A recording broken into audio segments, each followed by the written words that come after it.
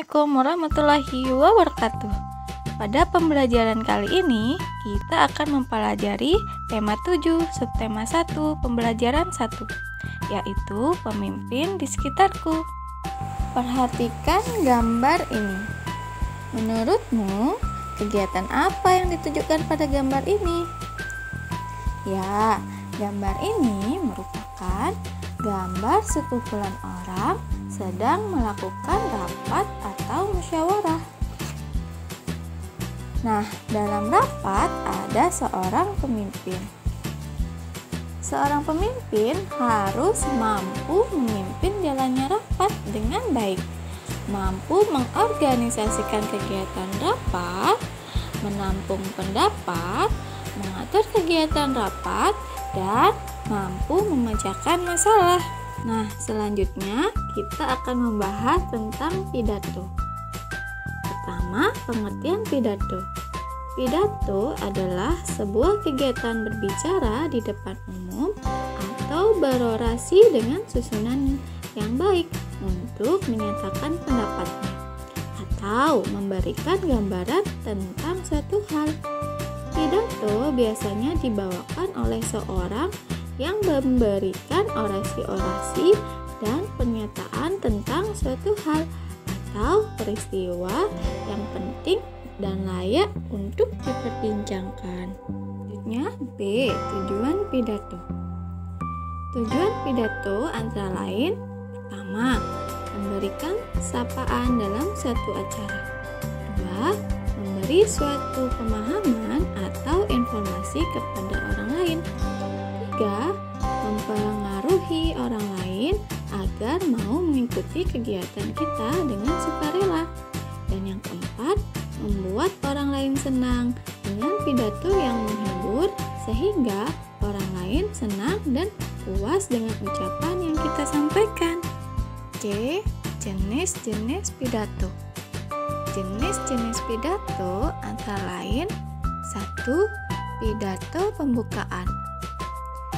Pidato pembukaan merupakan pidato singkat yang dibawakan oleh pembaca acara atau MC. 2. Pidato pengarahan. Pidato pengarahan merupakan pidato untuk mengarahkan jalannya acara pada suatu pertemuan. 3. Pidato sambutan. Pidato sambutan merupakan pidato yang disampaikan pada suatu acara, kegiatan, atau peristiwa tertentu yang dapat dilakukan oleh beberapa orang dengan waktu yang terbatas secara bergantian. 4. Pidato peresmian. Pidato peresmian merupakan pidato yang dilakukan oleh orang yang berpengaruh untuk meresmikan sesuatu. 5. Pidato laporan. Pidato laporan merupakan pidato yang isinya melaporkan suatu tugas atau kegiatan. Dan yang terakhir, pidato pertanggungjawaban. Pidato pertanggungjawaban merupakan pidato yang berisi suatu laporan pertanggungjawaban. D. Metode pidato. Metode-metode pidato antara lain: 1. Metode menghafal. Metode menghafal yaitu membuat suatu rencana pidato lalu menghafalnya kata per kata. 2. Metode naskah. Metode naskah yaitu berpidato dengan menggunakan naskah yang telah dibuat sebelumnya. Umumnya dipakai pada pidato-pidato resmi. 3. Metode serta-merta. Metode serta-merta yaitu membawakan pidato tanpa persiapan dan hanya mengandalkan pengalaman dan wawasan. Umumnya dipakai pada pidato-pidato dadakan atau darurat. 4. Metode ekstemporan. Metode ekstemporan yaitu berpidato yang terlebih dahulu menyiapkan secara garis besar konsep pidato yang akan disampaikan pada saat berpidato. E. Struktur pidato. Susunan atau struktur pidato antara lain 1. Pembukaan atau pendahuluan. Nah, pembukaan atau pendahuluan ini berisi A. Salam pembuka, B. Sapaan kepada para pendengar yang disampaikan secara runtut, C. Ucapan puji syukur kepada Tuhan Yang Maha Esa, D. Pengantar ke topik. Kedua, isi pidato atau disusun secara sistematis. Isi pidato ini berisi A. Maksud, B. Tujuan, C. Sasaran, D. Rencana, E. Langkah-langkah. Dan yang ketiga, penutup. Penutup berisi A. Kesimpulan, B. Harapan, C. Pesan, D. Ucapan terima kasih, dan E. Salam penutup. F. Ciri-ciri pidato. Ciri-ciri pidato yang baik antara lain 1. Memiliki tujuan yang jelas, 2. Isinya mengandung kebenaran, 3. Penyampaiannya jelas dan juga menarik, 4. Menciptakan suasana efektif dengan pendengarnya, 5. Cara penyampaiannya sesuai dengan latar belakang pendengarnya, 6. Menggunakan intonasi, artikulasi, dan volume yang jelas. Nah, intonasi adalah naik turunnya lagu kalimat.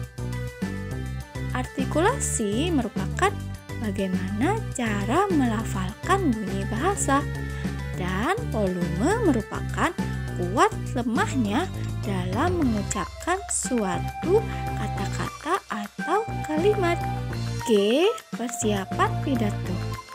Persiapan sebelum pidato antara lain 1. Mengetahui jenis pidato dan tema acara, 2. Wawasan pendengar pidato secara umum, 3. Menyiapkan bahan-bahan dan perlengkapan pidato, 4. Menyusun kata-kata yang mudah dipahami dan dimengerti, 5. Mengetahui lama waktu atau durasi pidato yang akan dibawakan. A. Teknik-teknik pidato. Teknik pidato yang baik antara lain 1. Pengambilan nafas yang tepat, 2. Mengambil posisi berdiri yang nyaman, 3. Penggunaan intonasi, volume, dan artikulasi yang jelas, 4. Menyiapkan dengan baik materi pidato yang akan disampaikan, dan yang kelima, menyiapkan catatan kecil sebagai pengingat materi yang akan disampaikan. H. Cara-cara berpidato. Cara berpidato yang baik antara lain 1. Berdiri dengan posisi yang tegap dan melihat ke arah audiens atau pendengarnya. 2. Menyampaikan pidato dengan bahasa yang santun, jelas, dan mudah dipahami. 3. Memberikan sapaan atau penghormatan kepada orang-orang penting yang hadir. 4. Menyampaikan pidato dengan tempo yang tepat atau tidak terlalu cepat dan tidak juga terlalu lambat. 5. Ketika menyampaikan pidato tidak boleh menyinggung perasaan orang lain. Nah, materi selanjutnya, ayo kita perhatikan gambar ini. Apa perbedaan fisik laki-laki sebelum dan setelah pubertas? Baik, ciri laki-laki sebelum masa pubertas yaitu pertama, suara belum berat dan besar. 2. Bahu dan dada belum melebar atau lebih bidang.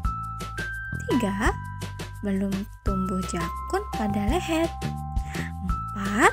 Belum tumbuh kumis, jambang, dan jenggot.